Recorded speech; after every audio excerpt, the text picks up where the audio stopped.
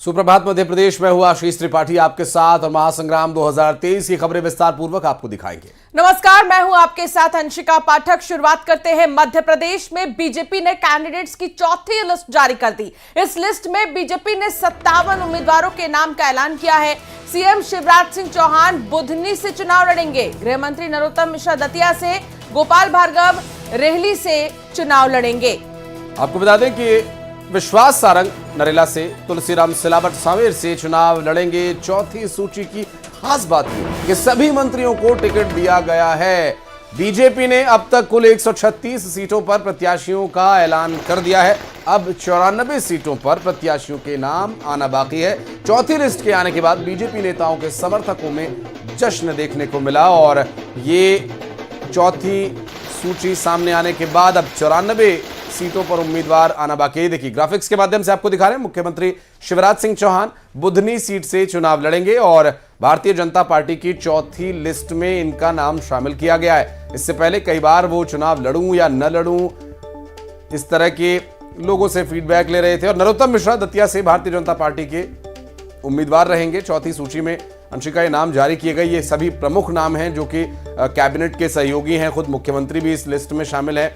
कई बड़े नाम मसलन चाहे नरोत्तम मिश्रा हो, गोपाल भार्गव हो, शिवराज सिंह चौहान। गोपाल भार्गव रेहली से भारतीय जनता पार्टी के उम्मीदवार रहेंगे और चौथी सूची में गोपाल भार्गव को रेहली से उम्मीदवार बनाया गया, जो कि इस वक्त वर्तमान सरकार में पीडब्ल्यूडी विभाग देख रहे हैं। रामेश्वर शर्मा हुजूर से भारतीय जनता पार्टी के उम्मीदवार रहेंगे। रामेश्वर शर्मा विधायक है, भारतीय जनता पार्टी का दावर नेता मध्य प्रदेश में। और प्रद्युम्न सिंह तोमर ग्वालियर से बीजेपी के उम्मीदवार बनाए गए हैं। ऊर्जा मंत्रालय की जिम्मेदारी ये संभाल रहे हैं। तो ये चेहरे आपको दिखा रहे हैं। गोविंद सिंह राजपूत सुर्खी से बीजेपी उम्मीदवार बनाए गए हैं, जो कि परिवहन मंत्री हैं। और सबसे बड़ी बात यह कि इस लिस्ट में कई मंत्रियों के नाम शामिल है। सहकारिता मंत्री अरविंद सिंह भदौरिया अटेर से चुनावी मैदान में रहेंगे। और इसके अलावा अगर बात करें चिकित्सा शिक्षा मंत्री की, तो विश्वास सारंग नरेला विधानसभा सीट से कैंडिडेट बनाए गए हैं। मोहन यादव उज्जैन दक्षिण से बीजेपी के कैंडिडेट होंगे, जो कि उच्च शिक्षा मंत्री है। यानी कि कुल मंत्रियों को भी इसमें शामिल किया गया है। इस लिस्ट में चुनावी मैदान में वो एक बार फिर से नजर आएंगे। और बात करें अगर तमाम अन्य सीट्स की, तो वहां पर भी कई बड़े चेहरों को उतारा गया है। ये आपको दिखा रहे हैं सूची, भारतीय जनता पार्टी की 57 प्रत्याशियों की सूची, जहां पर अलग अलग बड़े बड़े सीट्स की अगर हम बात करें तो यहां पर मुख्य चेहरों को उतारा गया है। मैदान में दिग्गज है, चाहे यहां पर रामेश्वर शर्मा की बात कर ले या कृष्ण गौर की बात कर ले, गायत्री राजे पंबार की बात कर ले। बड़ी बड़ी सीट्स पे बड़े बड़े चेहरे यहां पर देखने को मिल रहे हैं। हालांकि कई ऐसे सीट्स भी हैं जहां पर नए चेहरों पर दांव खेला गया है। बिल्कुल। और विपक्षी दलों की तरफ से अंशिका बार बार ये कयास लगाए जा रहे थे कि केंद्रीय मंत्रियों और सांसदों को अगर टिकट दिया गया है तो संभव है कि यहाँ में जो इस वक्त कैबिनेट के बड़े चेहरे हैं उनमें से कुछ लोगों के टिकट करेंगे। और खुद मुख्यमंत्री शिवराज सिंह चौहान को लेकर जब उन्होंने भावुकता के साथ लोगों से, जनता के बीच जाकर ये पूछा कि क्या मैं चुनाव लड़ूं या न लड़ूं, इस तरह की जब बातें सामने आई तो विपक्षी दलों की तरफ से ये बातें कही जा रही थी कि इस बार मुश्किल है, शायद टिकट कट जाए, शायद टिकट ना मिले। हालांकि भारतीय जनता पार्टी ने चौथी सूची में उन सभी बड़े चेहरों को मैदान में उतार दिया है। इससे जो एक रणनीति भारतीय जनता पार्टी की चली आ रही थी वो ठीक उसी तरह आगे उसी गति के साथ बढ़ रही है जिसके साथ इसकी शुरुआत हुई थी। पहली दूसरी सूची में जो चौंकाने वाले खुलासे, चौंकाने वाले जानकारी भारतीय जनता पार्टी ने दी थी कि किस तरह से भारतीय जनता पार्टी की रणनीति रहेगी, उसका एक पहला जो दांव है वो पहली और दूसरी सूची में देखने को मिला था। और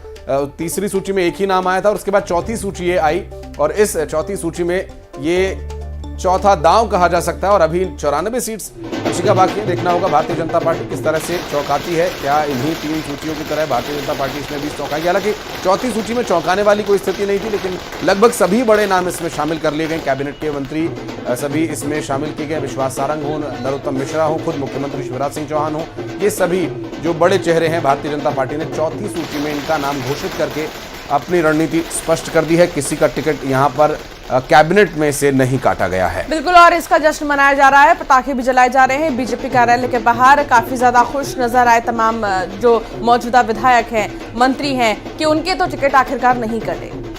समर्थकों में उत्साह, आतिशबाजी के माध्यम से अपना खुशी का इजहार करते हुए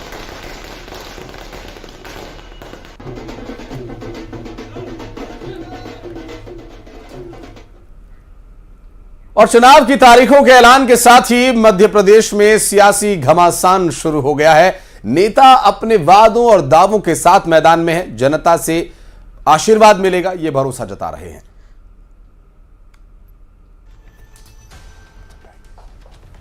मध्य प्रदेश, छत्तीसगढ़ सहित 5 राज्यों में चुनाव की तारीखों के ऐलान के साथ ही राजनीतिक सरगर्मी बढ़ गई है। अपने अपने दावों के साथ नेता मैदान में उतर आए हैं। मतदान से पहले सियासी घमासान छिड़ गया है। सभी जनता पर भरोसा जता रहे हैं। जनता का मिलेगा आशीर्वाद, ये दावा कर रहे हैं।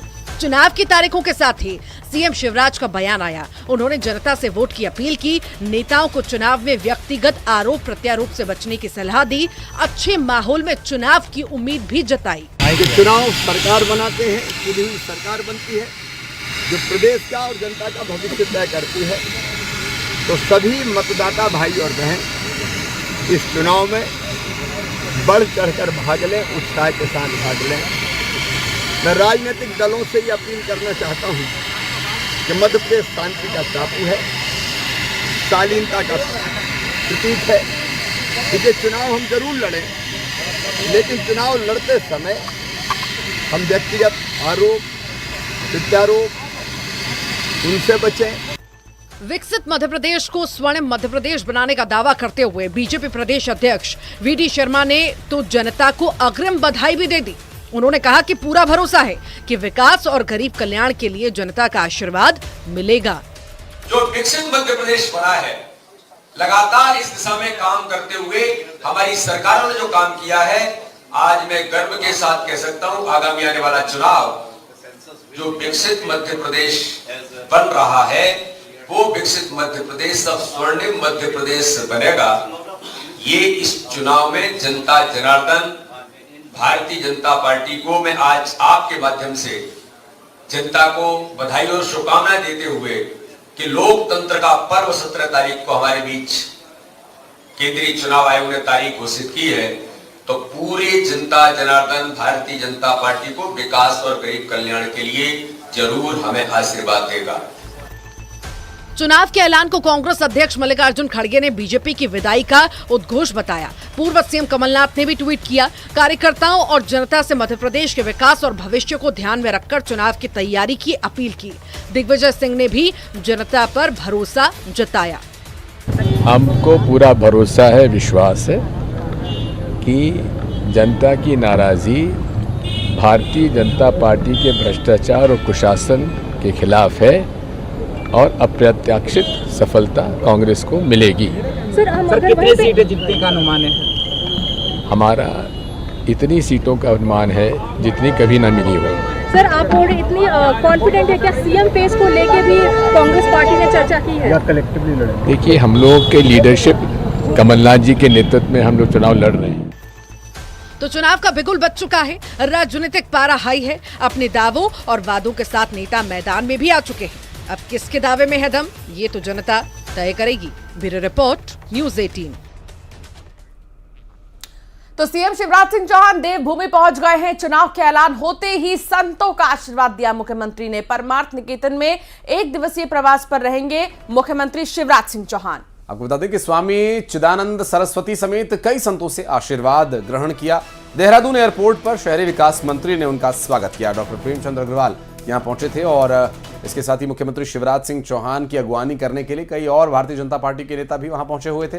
चुनाव की घोषणा होने के बाद सीएम शिवराज सिंह चौहान देवभूमि पहुंचे। देहरादून के जॉली ग्रांट एयरपोर्ट पर पहुंचे मुख्यमंत्री शिवराज सिंह चौहान और यहाँ ये देखिए, उस वक्त जब उनका स्वागत किया जा रहा था उस वक्त की कुछ तस्वीरें। परमार्थ निकेतन वहां पहुंचे थे शिवराज सिंह चौहान और ऐसे में अभी जो ये तस्वीरें हम आपको दिखा रहे हैं, ये सीएम शिवराज सिंह चुनाव का ऐलान होते ही वहां पर पहुंच गए थे और इस दौरान परमार्थ निकेतन में 1 दिवसीय प्रवास पर मुख्यमंत्री शिवराज सिंह चौहान पहुंचे। संतों का आशीर्वाद उन्होंने लिया और ये तस्वीर देहरादून के जॉली ग्रांट एयरपोर्ट से हम आपको दिखा रहे हैं। शिवराज सिंह चौहान जब देवभूमि उत्तराखंड पहुंचे थे।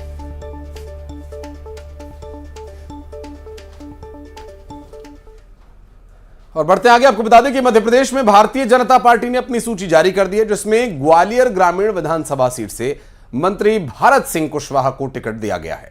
भारत सिंह कुशवाहा ग्वालियर ग्रामीण विधानसभा सीट से लगातार तीसरी बार चुनावी मैदान में है।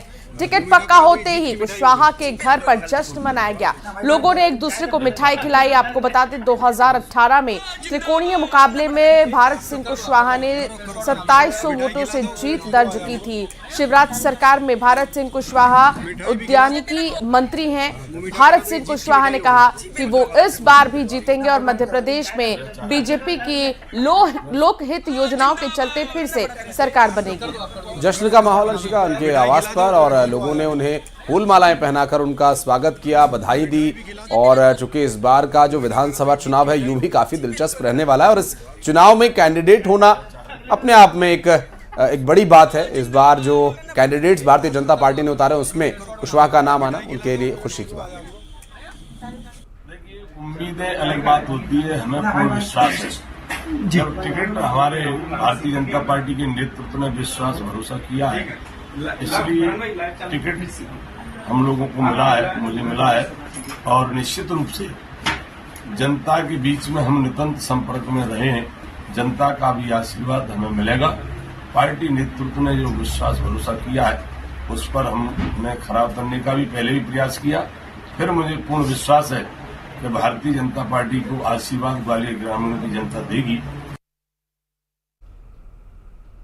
उमरिया जिले की मानपुर विधानसभा से बीजेपी ने वर्तमान विधायक और जनजातीय कार्य मंत्री मीना सिंह को एक बार फिर अपना प्रत्याशी घोषित किया है। बीजेपी ने मानपुर विधानसभा से मीना सिंह को चौथी बार प्रत्याशी बनाया है। मीना सिंह ने केंद्रीय और प्रदेश के संगठन पर भरोसा जताने के लिए खुशी जाहिर की और उन्होंने कहा कि पार्टी का साभार है और साभार उन्होंने इसका स्वागत किया। और मीना सिंह आश्वस्त है कि जनता उन्हें एक बार फिर चुनकर भेजेगी।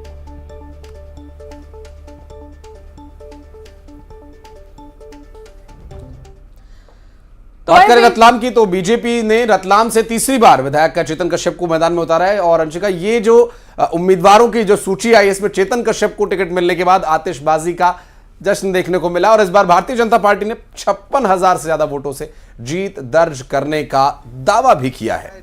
कश्यप 2013 से रतलाम के विधायक हैं और इस बार भी विकास कार्य को लेकर जनता के बीच में जाने की तैयारी में है। ये तस्वीर आपको दिखा रहे हैं। बहुत ज्यादा खुशी की लहर है भारतीय जनता पार्टी के समर्थकों में भी, कार्यकर्ताओं में भी। किस तरीके से उन्होंने पटाखे जलाए और फिर यहाँ पर एक दूसरे को मिठाई खिलाई और जश्न मनाते नजर आए। तीसरी बार उन्हें टिकट मिला है। चेतन कश्यप हमारे साथ हैं, उन्हीं से बात करते हैं। चेतन जी, तीसरी बार पार्टी ने आपका भरोसा जताया, क्या कहना चाहेंगे? रतलाम की जनता का आशीर्वाद और मध्य प्रदेश में भाजपा की सरकार के विकास के काम के साथ में जो रतलाम को महत्व मिला है, आज ये उसी का परिणाम है कि मुझे केंद्रीय नेतृत्व के द्वारा मुझ पर भरोसा जताया गया है। और मुझे निश्चित उम्मीद है कि रतलाम की सीट को हम ऐतिहासिक मतों से जीतेंगे और इसी के साथ संपूर्ण जिले के अंदर ऐसा वातावरण बनेगा कि हम रतलाम जिले की 5 सीटें जीत करके आएँ। किन मुद्दों को लेकर जनता के बीच में जाने वाले इस बार आप? विकास का मुद्दा, कल्याण का मुद्दा और सेवा का मुद्दा। सेवा के माध्यम से हमने कोरोना काल से लेकर के आज तक कई कार्यों को अंजाम दिया है और रतलाम के विकास के लिए कई कार्य तो पूर्ण हो चुके हैं और अगले भविष्य की जो मेगा इंडस्ट्रियल पार्क की योजना है वह रतलाम के सुनहरे भविष्य की एक योजना है जिसे लेकर के हम जनता के बीच जाएंगे। कैमरामैन नरेंद्र के साथ सुधीर जैन, न्यूज़ 18 रतलाम। टिकट मिलने पर मंत्री तुलसी सिलावट ने कहा कि मैं जीत का इतिहास बनाऊंगा। पार्टी ने मुझ पर भरोसा जताया, उसके लिए आभार। तुलसी सिलावट ने खुद को सबसे छोटा कार्यकर्ता बताया। उन्होंने कहा कि कांग्रेस कोई चुनौती नहीं है और साथ ही आरोप भी लगाया कि कमलनाथ ने छल किया था, इसलिए उनकी सरकार चली गई। जीत का इतिहास बनाऊंगा, टिकट के लिए पार्टी का आभार जताते हुए खुद को सबसे छोटा कार्यकर्ता बताते हुए कांग्रेस पर निशाना साधा। वर्तमान में जल संसाधन मंत्री हैं और कांग्रेस से विधायक हैं और पार्टी ने एक बार फिर से इन पर भरोसा जताया। इस बार क्या लगता है चुनौतियां क्या रहने वाली हैं और जीत का आंकड़ा कितना बड़ा रहने वाला है? सबसे पहले तो मैं मध्य प्रदेश की भारतीय जनता पार्टी का और देश के भारतीय जनता शीर्ष नेतृत्व का आभार और कृतज्ञ कि भारतीय जनता पार्टी के सबसे छोटे, सबसे बोने कार्यकर्ताओं को दोबारा विश्वास किया। 2020 में जब मुझे ये जिम्मेदारी मिली थी चुनाव लड़ने की, तो सांवेर की जनता ने भारतीय जनता पार्टी पर ऐतिहासिक विश्वास किया था। उससे बेहतर, उससे अच्छे नतीजे यहाँ का भारतीय जनता पार्टी के कार्यकर्ता योद्धा देंगे। 2020 में आपने उपचुनाव इधर लड़ा, अब क्या लगता है कि इस बार जीत का आंकड़ा कितना जाने वाला है? चुनौतियां क्या लग रही, क्योंकि अंतर कलह की बात भी सामने आ रही है, जो बीजेपी के भीतर घात है वो देखने को कहीं ना कहीं मिल रही है। मुझे तो कहीं नहीं दिख रहा। पूरी भारतीय जनता पार्टी एकजुट, एक सूत्र में बंधी है, एक धागे में बंधी है। भारतीय जनता पार्टी एक विचारधारा, एक संगठन है। सब एक साथ होकर चुनाव लड़ेंगे। इस चुनौती का सामना हम सब करेंगे। पानी को भी लेकर लगातार मुद्दा उठाया गया कि पानी की दिक्कत है। कांग्रेस लगातार बीजेपी पे कहती है कि पानी, जल संसाधन मंत्री है, पानी नहीं पहुंच पाया। साहब मुझे पता नहीं है, मैं पूरे मध्य प्रदेश के आंकड़े गिना दूं। जब पूर्व मुख्यमंत्री दिग्विजय सिंह जी थे, जल संसाधन मेरे पास है, उनके समय सिंचाई का रकबा मात्र 6 या 7 लाख मध्य प्रदेश में हेक्टेयर हुआ करता था। एक किसान का बेटा मुख्यमंत्री शिवराज जी हैं, उनके नेतृत्व में वर्तमान में 47 लाख हेक्टेयर में हम सिंचाई कर रहे हैं और 2025 में लगभग 65 लाख हेक्टेयर में सिंचाई करेंगे। आप जानते हैं कि पूरे मध्य प्रदेश में इतनी सारी योजनाएं, हर पिछली कैबिनेट में 18 योजनाओं को हमने स्वीकृत किया, लगभग 6000 करोड़ की, और 2 लाख हेक्टेयर में हम सिंचाई करेंगे। मैं आपको एक स्मरण करा रहा हूं कि उन्होंने पानी की बात की। हमारे देश के पूर्व प्रधानमंत्री का एक संकल्प था नदियों से नदियों को जोड़ने का। 2005 में एक योजना तैयार की थी, केन बेतवा, जो बुंदेलखंड एक एक बूंद पानी के लिए तरसता था।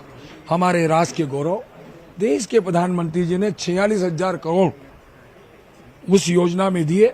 सारी औपचारिकताएं पूरी हो गई और छत्तीसगढ़ में मैं आपको बता दूं 8,11,000 हेक्टेयर में हम सिंचाई करेंगे।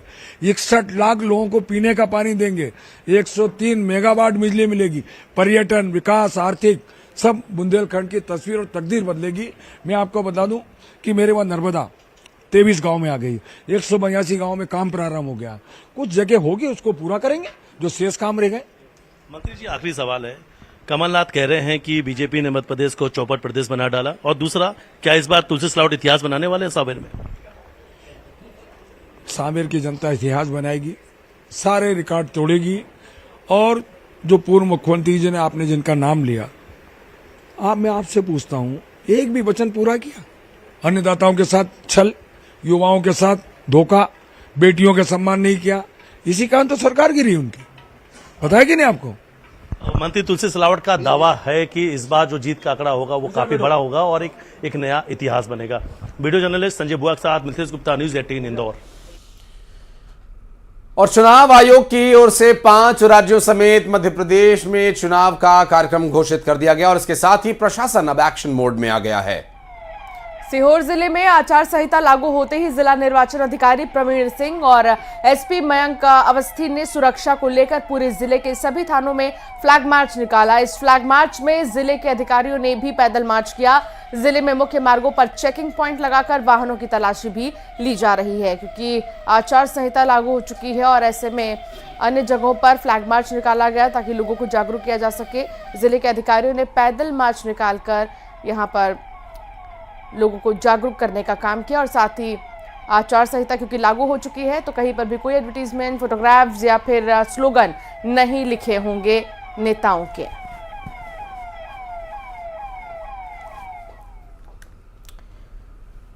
एमपी में बीएसपी की तीसरी लिस्ट जारी हो गई है। 14 उम्मीदवारों के नाम घोषित हुए हैं। साथ ही बता दें कि पथरिया से रामबाई को टिकट दिया गया है, रानी वर्मा को सिंघावल से और विजय कुमार को जैतपुर से टिकट दिया गया है। बता दें कि रामायण साकेत मनंगवा से उम्मीदवार होंगे। ये माफ कीजिएगा, बीएसपी की ये सूची है। बहुजन समाज पार्टी की तरफ से 14 उम्मीदवारों का ऐलान किया गया है इस बार और ये सूची सामने आने के बाद जो नाम है जिसमें रामबाई क्योंकि बीएसपी के कद्दावर नेता हैं उनका भी नाम सामने आया है जो कि पथरिया से एक बार फिर चुनाव लड़ेंगे।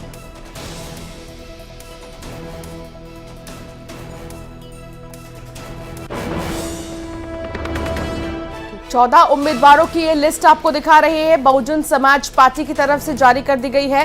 हालांकि इससे पहले मायावती ने प्रेस कॉन्फ्रेंस कर बाकायदा यह बताया था कि अब वो एकला चलो रे की राह पर है और किसी से कोई गठबंधन किए बगैर उन्होंने अपने उम्मीदवार अलग अलग सीटों पर उतारे हैं। महेश कुशवाहा को उन्होंने विजयपुर से टिकट दिया है। इसके अलावा कई बड़े दिग्गज चेहरे हैं बीएसपी के, जिन्हें अलग अलग सीटों से मैदान में उतारा गया है।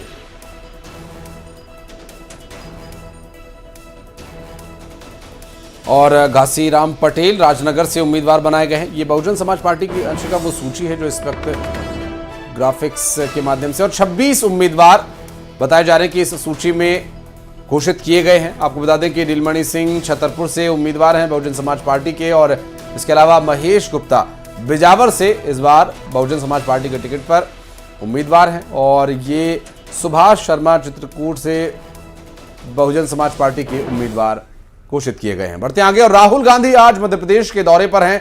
शहडोल में एक जनसभा को वो संबोधित करने वाले हैं। कमलनाथ, दिग्विजय सिंह सरीखे नेता उनके साथ मौजूद होंगे।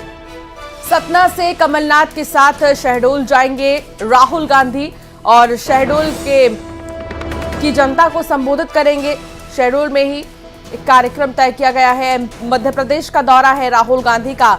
शहडोल में जनसभा को संबोधित करेंगे।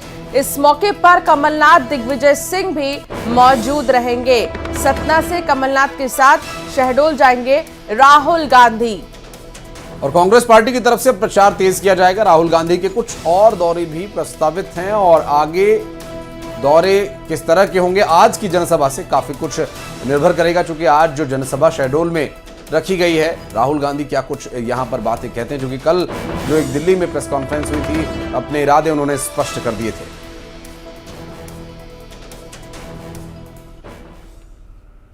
और यहां रुकेंगे एक छोटे से ब्रेक के लिए।